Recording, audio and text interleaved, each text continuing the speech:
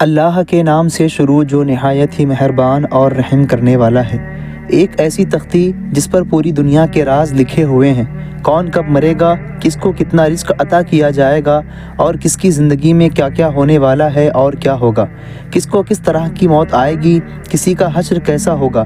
الغرض یہ کہ تمام چیزیں، زمین و آسمان، دنیائے کائنات کے تمام راز اس تختی پر موجود ہیں۔ لوح محفوظ کیا ہے اور یہ کہاں پر ہے؟ اللہ نے لوح محفوظ کو کس طرح بنایا؟ اس کی شکل و صورت کیسی ہوگی؟ اس کو کس چیز سے بنایا گیا؟ لوح محفوظ کے اندر کون کون سے راز اس کائنات کے موجود ہیں؟ اللہ تعالیٰ جب کسی کام کا ارادہ فرماتا ہے تو اسے کیسے انجام دیتا ہے؟ لوح محفوظ پر اللہ نے کس فرشتے کی ذمہ داری لگائی ہوئی ہے؟ تو ناظرین، ان تمام تر سوالوں کے جوابات آج اس ویڈیو میں جانیں گے۔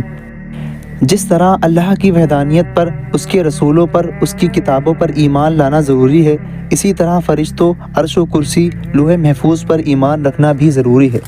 لوح ایک عربی زبان کا لفظ ہے جس کا مطلب ہوتا ہے تختی، اور محفوظ اسے کہتے ہیں جس کی حفاظت کی جائے۔ دوستوں، اللہ نے آسمان و زمین کو تخلیق کرنے سے 50,000 سال پہلے لوح محفوظ کو تخلیق فرمایا۔ اللہ نے قلم کو پیدا فرمایا تو قلم سے ارشاد فرمایا، اے قلم لکھ۔ لہٰذا قلم نے ارشاد فرمایا، کیا لکھوں؟ تو اللہ نے ارشاد فرمایا، اس کائنات کی ابتدا سے انتہا تک تمام معاملات کو لکھ دے۔ تو قلم نے اللہ کے حکم کے مطابق تختی پر کائنات کے تمام تر معاملات کو لکھ دیا۔ ناظرین، لوح محفوظ وہ تختی ہے جس پر تمام انسانوں کی تقدیریں لکھی ہوئی ہیں۔ اس کائنات کی تخلیق سے لے کر اس کائنات کے فنا ہونے تک ہر چیز اس تختی میں موجود ہے۔ لوح محفوظ تمام مخلوقات کی پہنچ سے باہر ہے، کوئی بھی انسان یا شیطان اس تک نہیں پہنچ سکتا۔ جیسا کہ بخاری شریف کی حدیث میں نبی کریم صلی اللہ علیہ وسلم نے فرمایا کہ اللہ نے لوح محفوظ میں ہر چیز لکھ دی اور آسمان و زمین کو پیدا کیا، اور قرآن کے بہت سارے معاملات میں لوح محفوظ کا ذکر ملتا ہے۔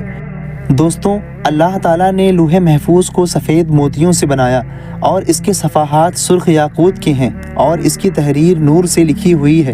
لہٰذا حدیث مبارکہ ہے کہ نبی آخر الزماں بیان فرماتے ہیں کہ اللہ نے لوح محفوظ پر سفید موتیوں سے لکھا، اس کے صفحات سرخ یاقوت کے ہیں، اس کی تحریر اور قلم نور سے بنائے گئے، اور اللہ تعالیٰ ہر روز لوح محفوظ کی طرف 360 مرتبہ نظر فرماتا ہے۔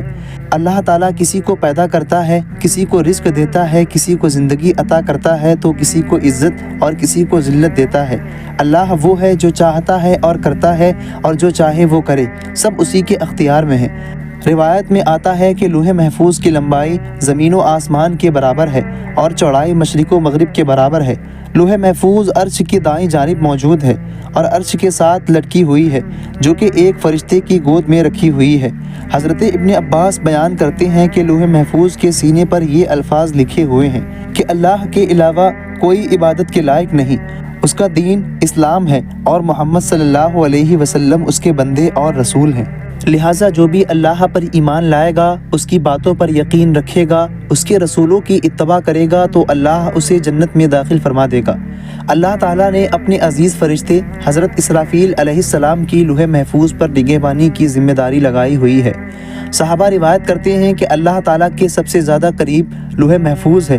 جب اللہ تعالیٰ کسی شے کا ارادہ فرماتا ہے تو لوح محفوظ میں لکھ دیتا ہے، تو یہ لوح محفوظ حضرت اسرافیل علیہ السلام کے ماتھے سے ٹکراتی ہے، جبکہ حضرت اسرافیل علیہ السلام اللہ تعالیٰ کی عظمت کی وجہ سے سر کو جھکائے رکھتے ہیں اور اپنی نظروں کو کبھی نہیں اٹھاتے۔ جب لوح محفوظ کی تختی حضرت اسرافیل علیہ السلام کے ماتھے سے ٹکراتی ہے تو آپ نظر اٹھا کر دیکھتے ہیں، اگر اس میں حکم آسمان والوں کے لیے ہوتا ہے تو حضرت اسرافیل علیہ السلام میکائیل علیہ السلام کے سپرد کر دیتے ہیں، اور اگر کوئی حکم زمین والوں کے مطابق ہوتا ہے تو حضرت اسرافیل علیہ السلام اس کام کو جبرائیل علیہ السلام کے سپرد کر دیتے ہیں، اور روز قیامت سب سے پہلے جس چیز کا حساب ہوگا وہ لوح محفوظ ہوگی۔ پیارے دوستو، جب قیامت کے نزدیک اللہ تعالیٰ لوح محفوظ کو حساب کے لیے بلائے گا تو اس کے سارے جوڑ کانپ رہے ہوں گے۔ اللہ لوح محفوظ سے پوچھے گا، کیا تو نے میرے سارے حکم کی تعویل کی تھی؟ لوح محفوظ کہے گی، ہاں میرے رب۔ تو کہا جائے گا، تیرے حق میں کون گواہی دے گا؟ وہ حضرت اسرافیل علیہ السلام کا نام لے گی۔ پھر حضرت اسرافیل علیہ السلام کو بلایا جائے گا تو اس وقت حضرت اسرافیل علیہ السلام بھی کانپ رہے ہوں گے۔ پھر اسرافیل علیہ السلام سے سوال ہوگا کیا تو نے لوح محفوظ کے سارے احکام پہنچا دیے تھے؟ تو وہ کہے گی ہاں میرے مالک۔ تو اس وقت لوح محفوظ کہے گی تمام تعریفیں اس اللہ کے لیے جس نے مجھے عذاب سے نجات دلائی۔ اور یاد رہے کہ لوح محفوظ کے اندر جو چیز لکھ دی جاتی ہے وہ تقدیر کبھی نہیں بدلتی۔ تو ناظرین، ہم امید کرتے ہیں کہ یہ ویڈیو آپ کے لیے سبق آمیز ہوگی، لہٰذا آج کی اس ویڈیو کا ہم یہیں پر اختتام کرتے ہیں اور ملتے ہیں اگلی ویڈیو میں۔ تب تک کے لیے اللہ حافظ۔